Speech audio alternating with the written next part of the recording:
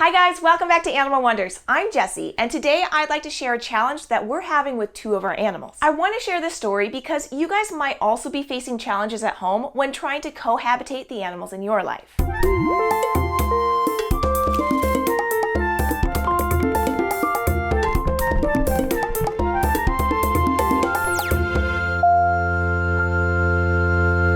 For the last 18 months, we were excited to have our African crested porcupine Kizmit and Patagonian cavy Chili Pepper sharing a home and providing each other company. We love seeing them socialize so well together. They would groom each other and Kizzy would lick Chili Pepper and Chili Pepper would purr his happiness, and they would frolic and dig together out in the romping room. We did have one problem when Kizzy was about a year old. She bit Chili Pepper on his skinny back leg and her tooth nicked his artery, causing him to bleed a lot. We were able to compress the wound and stop the bleeding, and our vet helped mend it by putting a small stitch in the blood vessel. Chili Pepper had a bandage for about a week, and Kizmit wasn't allowed in with him because she'd just chew the bandage off. We were cautious about the reintroduction, but Kizzy and Chili Pepper were so happy to be reunited, and they did great for about 6 months. And then one morning, we heard a loud noise. We rushed in and found Kizmit all frazzled, running around in the romping room with her quills up and stomping her back legs. Chili Pepper was in the other room, growling and limping on his back left leg. We didn't know what happened, but we knew Chili Pepper needed help. Upon examination, we found his middle toenail was missing. Cavies have 3 toes on their back feet, and the middle is the largest and longest. Chili Pepper's toe was bleeding, so we quickly rinsed and applied pressure with gauze to stop the bleeding.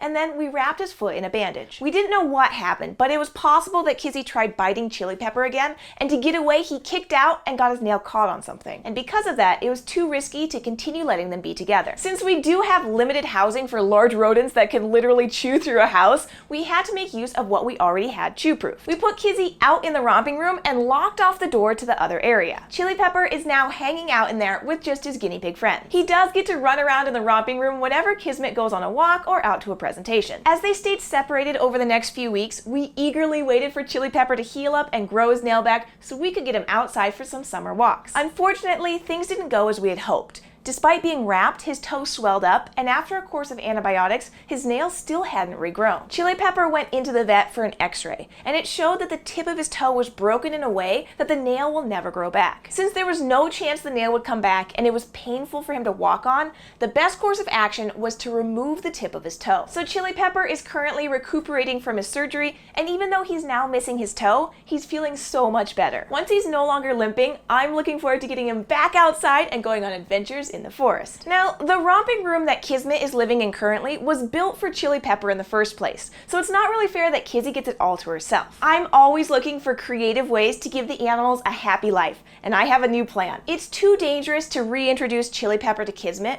so instead of doing that, I'm going to have them take turns in the romping room. We're going to build a new inside space for Kizmit on the other side of the romping room, and she'll have her own entrance door that can be closed off. Kizmit will have access to the romping room at night since she's nocturnal, and Chili Pepper will have access to the romping room during the day since he's diurnal. When it's not their time for the romping room, we'll close their access doors and they'll spend their time in the other room. This way, both have lots of time to play and dig in the romping room, and there's no risk of Kizmit hurting Chili Pepper. I find it interesting that of all the problems that might occur when housing a porcupine with another animal, Kizmit's quills played no role in this separation. Kizzy is a very sweet girl, and she's never tried to quill Chili Pepper or the guinea pigs. My best guess is that she was getting a bit obsessed with grooming Chili Pepper, and he got upset and tried to kick her and hurt himself instead. Even though they do get along quite well, it's just too much of a risk to Chili Pepper's health to let them cohabitate. The lesson to take away from this situation is that animals aren't always consistent, and when they change, it's essential that their caregivers change with them. I understand that just because I want these two animals to get along, that's not something I have control over. I do, however, have control over how I respond,